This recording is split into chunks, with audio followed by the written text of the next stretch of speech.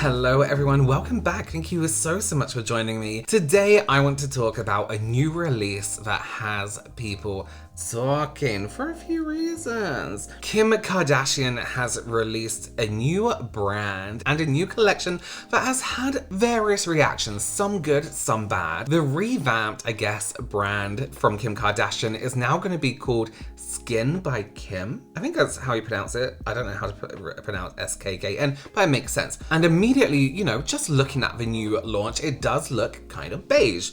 Beige is one of my favorite colors, I don't mind. Perhaps not as fun as we would like from our new brand launches and new brands in general, but let's take a closer look at this launch today because I think I have some thoughts that may surprise you and some that may not surprise you if you know me. Before we get into it, do consider subscribing, give this video a thumbs up, and let me know your opinions on this launch down below in the comments, whether you care or not, whether you're gonna buy it or not. It's always nice to have an opinion about something. So Kim K announced her new launch in a video recently. It was one of those like, I'm a whatever, of course I'm going to do this, which I really hate. I hope that trend runs out in like a week because it's so annoying. In the video, she shows off her office, a 3D print of her own brain, which is a weird thing to have, a sunbed, which is a whole other situation, her office, did I say office already? All this other stuff. It's a little tour around her home. Right at the end, she drops that she is relaunching her brand. I don't know if it's a relaunch. I might say relaunch a few times throughout this video,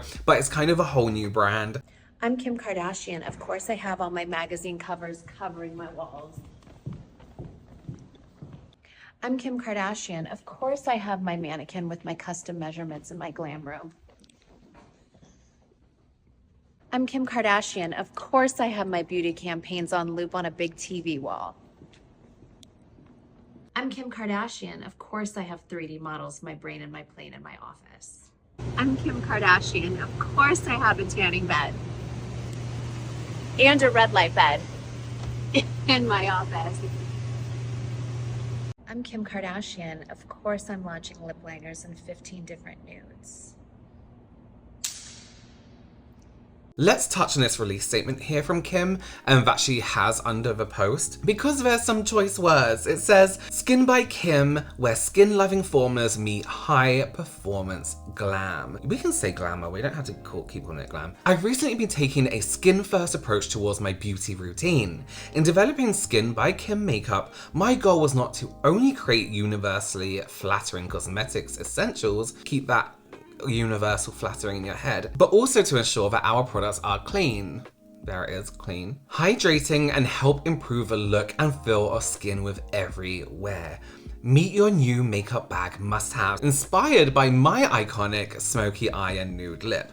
There have been others, before and there will be after, who did this look. It's all fine until the word clean comes into it. This whole clean situation, brands really need to stop, especially if they're a new brand and you don't have to include the word clean. There is no legal term or legal requirements of using the term clean. Your brand doesn't have to meet certain standards to use the term clean. Clean can be whatever the brand says it is, right? And I know some people are like, but this is what the brand means by clean, they mean this, they mean this. That's even worse. That's even more of a problem, that a brand can make up what clean means to them. It should be a blanket term, because there are brands out there that say clean and have the same ingredients in it as a brand that doesn't claim to be clean, or a brand that they claim to be toxic, you know? Moving on. There seems to be a skincare focus to this brand. Like she said, I like a good lip combo where it's like skincare, lip balm, and lipstick together. I think that's a really good approach, especially now, modern days, people are looking for more skincare ingredients. That is fading out a little bit after its like big boom over lockdown, but people are still looking for that. So the collection includes 10 velvety matte lipsticks, £31 or $32, 15 long-wearing matte lip pencils, £22 or $22, and a matte eyeshadow palette with 12 shades described as universally flattering with cool and warm tones, and this is £49 or $50. Yeah. Let's touch on those prices very quickly. The lipsticks, I guess, is commonplace in terms of price for lipstick nowadays, especially if they do have like those skincare ingredients. I'm not too mad about that. The lip liner, honestly, I don't think lip pencils should be above £15, $15, unless they are something we've never seen before, or exceptionally smooth, or, you know, glide on a certain way, but these are just kind of like pencils. And actually this brand doesn't scream luxury in any way to be at that price point. If you were to look at this and didn't know it was Skin by Kim,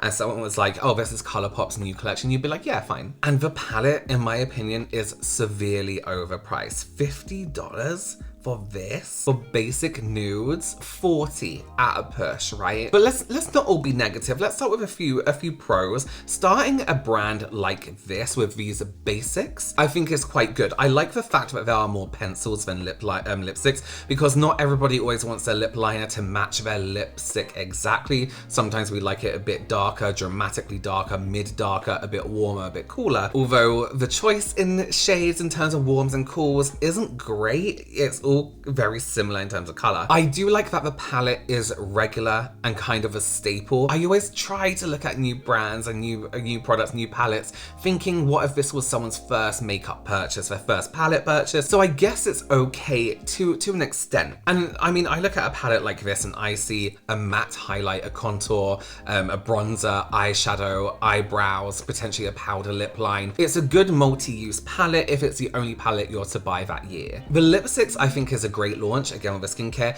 Lipstick, mascara, brow pencil are kind of like return items for brands, right? If you can nail the formula of these products and it becomes a staple for someone throughout the day, if they're using the same lipstick every day, the same mascara, the same brow pencil, when it runs out, the idea of a return product is you want them to keep coming back to your brand for that product. Oh, this is my day lipstick that I wear during the day. This is the best mascara I use. If you nail those products, you have a repeat customer all the time. Foundation used to be like a staple like that, but I feel like now we're often trying more mascaras over and over again. So mascaras, foundations over and over again. So I don't really think that's a return product anymore, really. Let's take a close look at the eyeshadow palette, right? Let's take a look at these shades.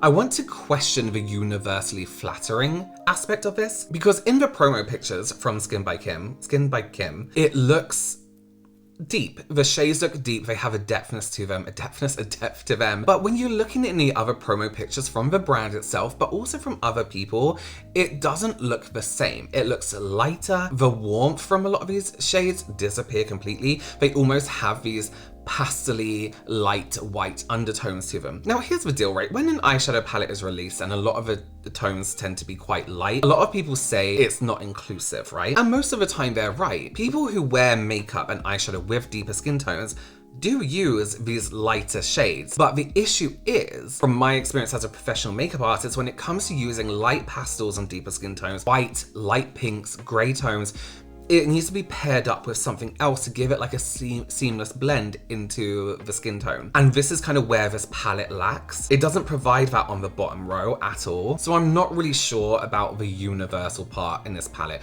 I would tend to disagree. Let's take a look at her old brand, right? KKW. KKW? I do have to say, I think at this launch, the new launch, is more of a solid base compared to the first launch. For a makeup brand, the lipsticks and the liners seem to have more thought put into them, and the palette looks a bit more pro, right? Whereas the old brand, it seemed kind of gimmicky, and it played on that like Kim Kardashian contour kind of aspect. It seemed more merchandise. It seemed more like, yeah, gimmicky, I would say. And the products were pretty terrible. I did a video about the launch here. I'll leave a link down below as well. But the products weren't great. The contour sticks, all this kind of stuff. The first brand did give off like influencer own brand kind of vibes, I guess. And if you compare the two side by side, this one does seem a little bit more luxury compared to the old release. When a brand launches, a lot of the time, or a new collection comes out, a lot of people are like, it's one of my, I hate the sayings, it's like, everyone's like, who asked for this? No one, we don't ask for anything in life. And I especially hate when it comes to brands, because new brands are going to launch everywhere. Somebody always wants something different from you. That's life. However, in this case, people were actually literally asking for this brand. Kim actually teased it in a video where people were saying they were asking for the return of some like individual products from the brand previously. And I've seen it myself. I've seen people say like, can we just have the Kim Kardashian makeup back instead of anything else you're doing? That would be great. Thank you. And this was the kind of tease. Guys, so I have been reading the comments, skin account, and so many of you want us to bring color cosmetics back. Kim, we need the makeup. We are dying out here. Kim, where is your makeup and fragrance? I'm dying for it. The world has been begging you. Can we get a release date on makeup, though? I'm finally out of my concealer because I stopped yesterday on Kim and said this is well lipstick. It's like, guys, I hear you. So that's my opinion on the launch. I do want to look at some comments as well, right, on the launch list. I went to Trend Mood because they tend to be quite universal in terms of support and hate for new releases. Someone said $50 for that cardboard packaging is a crime. Who exactly was demanding this brand to come back? We know a lot of people. Well, whoever you are, I hope you enjoy 52 flavors of beige. I feel like she's been out of the game for too long. This would have been fine 4 years ago, maybe. The industry and what we want as consumers have changed. Not only that, her first line was very accessible. This is very out of touch and doesn't look like it's worth a $32 price tag. I get minimalist, but that $50 palette for real looks like it came from Dollar Tree. So many hating girls in these comments. If you don't like it, don't buy it. Simple. The rest of us have been waiting. There was another issue that came up with this, right? A lot of people were looking at the palette and being like, that looks suspiciously similar to Makeup by Mario, one of his palettes. And Kim's just copying him, straight up copying her own makeup artist. I have to say, no, I can kind of see it, but no, it's not the same. The structure of that palette, these kind of nude palettes, isn't unusual anyway. Light to dark isn't something completely wild. But I just want to show you Mario's palette here and the shades and the light shades. Can you see in Mario's palette how there's that option for transition for deeper skin tones? That red in the bottom corner, the brown next to it with that reddy tone, it has that option to be able to transition these lighter tones into many different skin tones. And that's what I see when I see the palettes. I see a light, almost like chalky palette that is only really usable on itself. Of course, you can mix it with the other eyeshadows you have, but some people don't have other eyeshadows. And when I see the Mario palette, I'm like, okay, I could use those lighter shades on deeper skin tones because you have a few shades in that palette that will help me transition that shade. But that's from a pro kind of point of view anyway. I want to finish this video on a thought that came to me after reading this comment. Going to sell out in minutes, and then we will be waiting 3 months for a restock on a lip liner named Nutmeg. Then her stuff will be on display at Ulta for about 2 seconds, and then what's left over will be dirty testers that were not stolen. So there's a theory that any Kardashian or Jenner launch, whenever they make a brand up, no matter what it be, is a cash grab. They hype it up, it sells out, they abandon ship. And it slowly just fades out. And we've seen that a few times. We have seen that a few times with certain brands, certain collections, collaborations. And you all know I hate the term cash grab because of course people want to make money for it. But a cash grab for me is when a person's heart isn't in that brand by the person whose name is attached to it, right? They don't know anything about the brand. They don't work on trying to improve it. They don't work on future collections. They just do this one thing and are like, yeah, that's good. We made some money. Let's move on. So here's my question to you, I guess. Do you think this is a passion project for Kim? Will we see the brand grow and thrive, release different collections, do different things, and expand to something that was bigger than her previous collection and previous business ventures? Or will it be gone by the end of the year? Let me know down below in the comments. I would love to know your opinion. Thank you so much again for joining me, and I will see you very, very soon. Bye.